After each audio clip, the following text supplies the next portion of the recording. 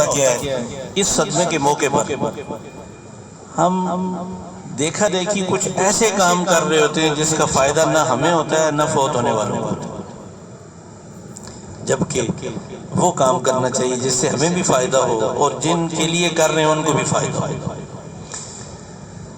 میں نے ایک دفعہ دیکھا، میرے بہت اچھے دوست تھے، مجھے ساتھ لے کے قبرستان میں، تو یہ آج سے 20 سال پہلے کی بات بتا رہا ہوں، انہوں نے قبر پر ماربل لگوایا، 14,000 روپیہ اس ماربل کے دی۔ میں نے ان کو بتایا اس کا کیا فائدہ ہوگا، آپ کو کیا فائدہ ہوگا؟ کہا کچھ نہیں۔ میں نے کہا یہ بتائیں اب جو فوت ہوئے ہیں ان کو کیا فائدہ ہوگا اس ماربل کا؟ کچھ نہیں۔ میں نے کہا 14,000 آپ نے اتنی بڑی رقم خرچ کی ہے۔ رسول اکرم صلی اللہ علیہ وسلم کا ارشاد ہے صحیح مسلم میں، آپ نے فرمایا خبردار قبر کو پختہ نہ کیا، اس پہ کچھ نہیں لکھنا، اس پہ چونا نہیں کرنا، پختہ نہیں بنانا۔ اور ہم سنت کے سراسر خلاف کریں گے، اس کا ثواب ہے یا گناہ ہے؟ سوسائٹی کے قبرستان میں نے دیکھا ایک نے اوپر پنکھا لگایا ہوا، میں نے کہا اس کا کیا فائدہ؟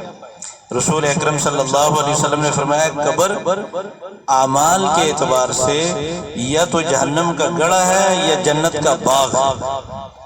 ہمیں تو یہ دعا کرنی چاہیے مسلسل کہ یا اللہ ان کی قبر کو جنت کا باغ بنا دے۔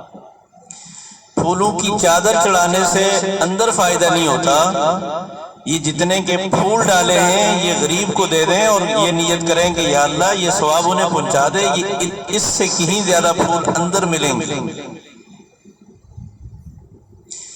اتنے ہم کلمات دعا کے کہہ کر اللہ تبارک و تعالیٰ سے یہ کہیں کہ یا اللہ ان کی مغفرت فرما دے، بخشش فرما دے، اللہ تبارک و تعالیٰ اندر باغ بنا دے۔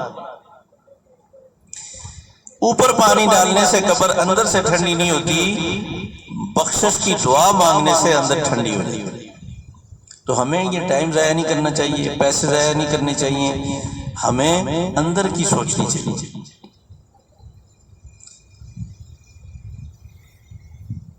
بہت سارے کام ہم ایسے ہی بیٹھے بیٹھے کر سکتے ہیں، چلتے پھرتے کر سکتے ہیں۔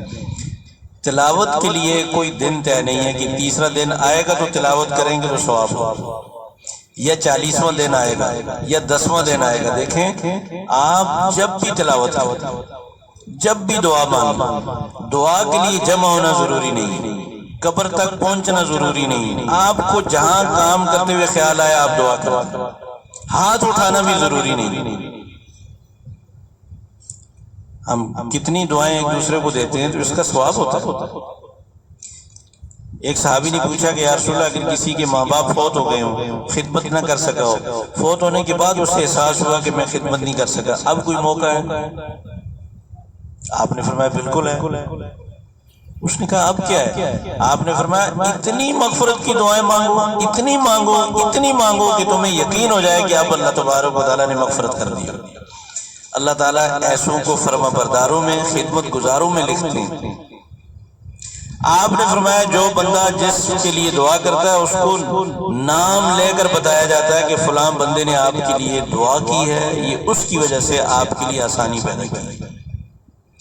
اور فرمایا کہ اس کو اس بندے سے سب سے زیادہ محبت ہوتی ہے کہ یہ مجھے آخرت میں فائدہ پہنچا دے۔ آپ صلی اللہ علیہ وسلم سے پوچھا گیا کہ دعائیں زیادہ کب قبول ہوتی؟ آپ نے فرمایا رات کے آخری حصے میں۔ اللہ تبارک و تعالیٰ پہلے آسمان پر تشریف لاتے ہیں اور اعلان کرواتے ہیں کہ ہے کوئی بخشش کی دعا مانگنے والا کہ میں اس کی مغفرت کروں، ہے مجھ سے کوئی چیز مانگنے والا کہ میں اسے دوں؟ اور اس ٹائم ہم سو رہے ہوتے ہیں۔ دیندار گھروں کی ترتیب میں آپ کو بتاتا ہوں کہ رات کو عشاء کے بعد کھانا بنانا شروع کرتے ہیں، 11 بجے کھانا تیار ہوگا، 12 بجے کھائیں گے، سو جائیں گے، صبح فجر میں جاگ جائیں تو یہ بہت بڑی نعمت ہے۔ تہجد میں کہاں آنکھ کھولی، کام کچھ نہیں کرنا ہوتا، کتنا قیمتی ٹائم رات کو 2-3 گھنٹے ضائع کیے جاتے ہیں۔ کھانے کی ترتیب عشاء سے پہلے بنائی جائے، عشاء کے بعد سونے کی ترتیب بنائی جائے، تہجد میں جاگ کر اپنی آخرت بھی بنائی جائے اور فوت ہونے والوں کے لیے دعائیں مانگی جائیں، فجر کی نماز بھی نصیب ہو جائے۔ چلیں روزانہ نہیں جاگ سکتے، ہم طے کر لیں کہ ہفتے کے دن ایک دن تو جاگ کر دعائیں مانگیں۔ گھر میں بیٹھے بیٹھے اللہ تبارک و تعالیٰ یہ موقع نصیب فرما دیں تو یہ فوت ہونے والوں کے ساتھ بہت بڑی ہمدردی ہے کہ ان کا نام لے کر ان کی بخشش کی دعا کی جائے اور کسی کو نہ بتایا جائے۔ آپ صلی اللہ علیہ وسلم سے پوچھا گیا کہ دعا سب سے زیادہ قبول کس کی ہوتی ہے؟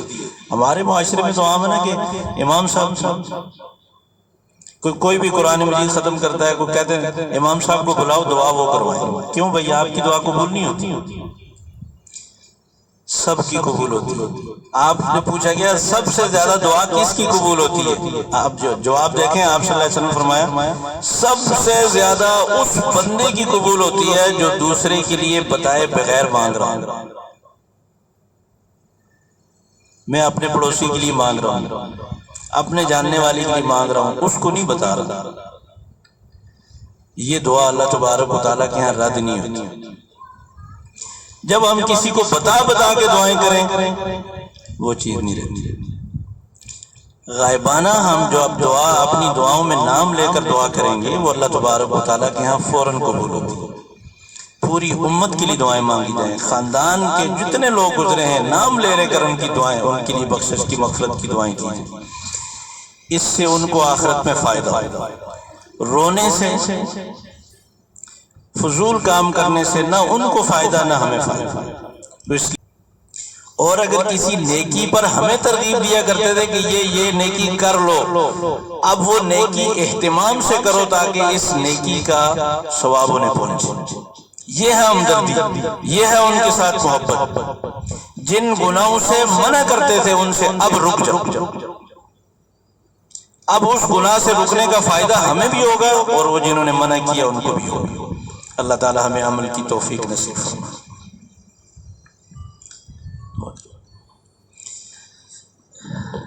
ربنا آتنا فی الدنیا حسنۃ وفی الآخرۃ حسنۃ وقنا عذاب النار۔ یا اللہ، ہمارا بیٹھنا، بولنا، سننا یہ صرف اور صرف آپ کی رضا کے لیے ہے۔ یا اللہ تو اپنی بارگاہ میں اسے قبول فرما لے۔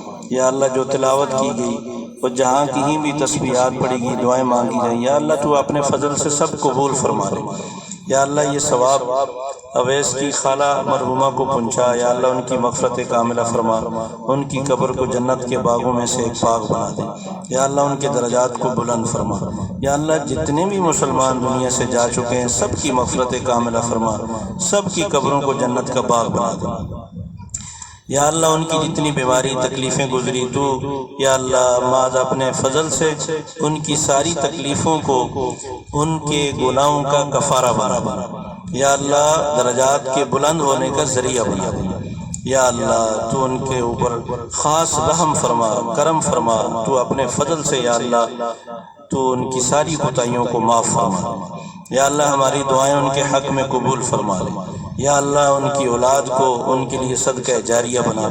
یا اللہ جن باتوں سے، جن گناہوں سے انہوں نے منع کیا ہمیں رکنے کی توفیق نصیب فرما۔ جن نیکیوں کا کہہ کر گئے ہیں یا اللہ بچوں کو ان کا اہتمام کرنے کی توفیق نصیب فرما۔ یا اللہ جتنی بھی خواتین آئی ہیں سب کی دعائیں اور مردوں کی دعائیں ان کے حق میں قبول فرما لے۔ یا اللہ ہمیں بھی اپنی آخرت کی تیاری کی توفیق نصیب فرما۔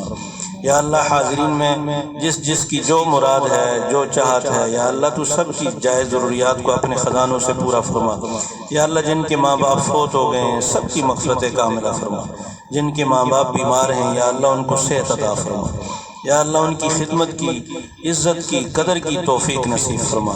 یا اللہ ان سب کا خاتمہ ایمان پر فرما۔ یا اللہ ہمیں ہر گناہ سے نفرت پیدا فرما دے، گناہوں سے یا اللہ دور فرما دے۔ یا اللہ نیک و صالح اچھا ماحول نصیب فرما، نیکیوں کی محبت نصیب فرما، گناہوں تک پہنچنا مشکل ترین بنا دے۔ یا اللہ نیکیوں تک پہنچنا آسان ترین بنا دے۔ یا اللہ سب کا خاتمہ ایمان پر فرمانا۔ یا اللہ ہمارے اس ملک کی حفاظت فرما، پوری امت مسلمہ پہ خصوصی رحم و کرم فرما۔ اللہم صلی وسلم علی محمد وآلہ واصحابہ اجمعین برحمتک یا ارحم الراحمین۔